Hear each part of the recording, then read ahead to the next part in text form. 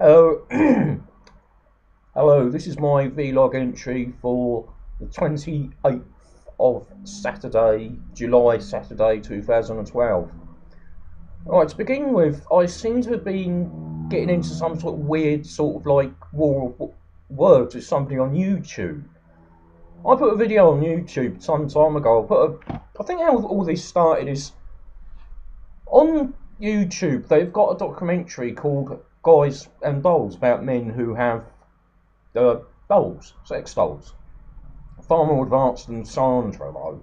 They look like dolls. I mean, real women, should I say. Anyway, a couple of weeks ago, I read this person that just basically said people who do these sort of things are sick.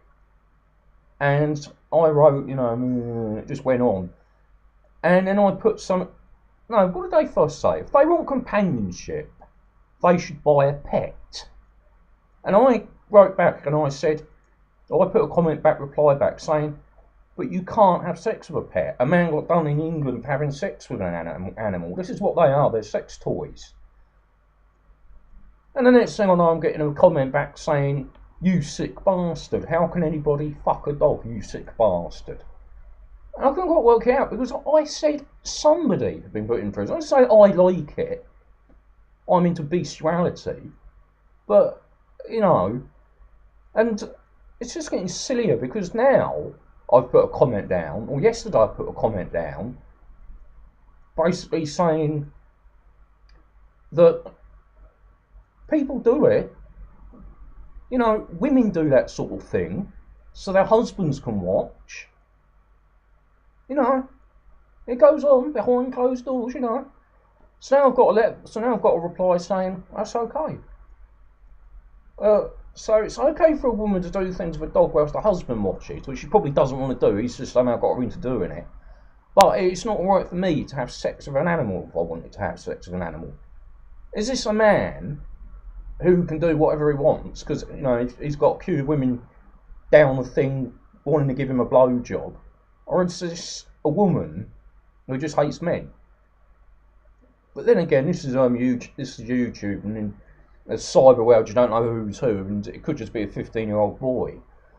But I've just decided that I'll have a look at the comments, see what's been left, and whatever's been left, I'll just leave it for a few days, and I'll put, I'm sorry, but I had something better to do than put silly comments on YouTube and insult people on pogo games because I've got more tokens and badges and what they have.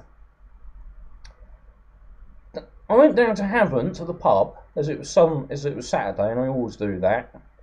Main subject of conversation was the opening ceremony the day before of the Olympics, and basically what it would have been better if what happened, if these things actually happened, but they didn't, because and if they did happen, everyone would be in total, it would have been one big disaster if it did happen. One thing these people said about, this group of people at the pub said about, was it would be good if it was the real Queen in the helicopter, and when she jumped out, she forgot to open her parachute up.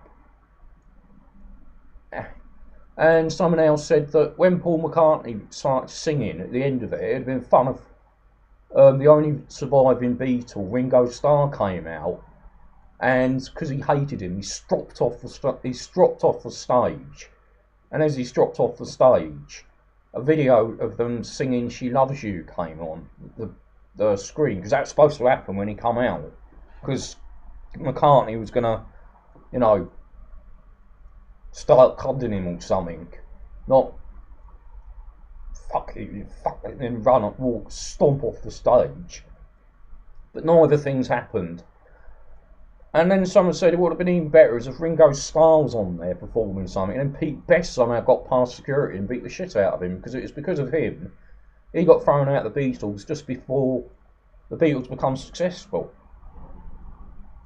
And I was sitting there thinking, well, I did see a documentary play once called John and Yoko Naked, and in about 1966 they'd bought a mansion, and there was all in their hippie stuff, and one of them like looks at Pete Best was in it, and he was with him. And I don't know. One of them went, "Hey, you want a joint?"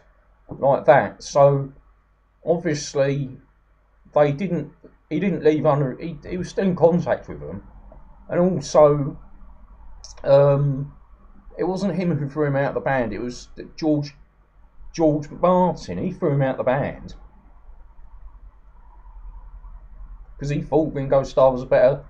Because they weren't their own boss boy at the time they were famous. George Martin made all their bloody decisions for them. So, and I came home. I tried to watch an episode of Dad's Army, but I fell asleep. And I woke up and I just watched rubbish, really. There's nothing really to watch on TV. And I think I might have fallen asleep again and got up and decided to go to bed. So, that was it.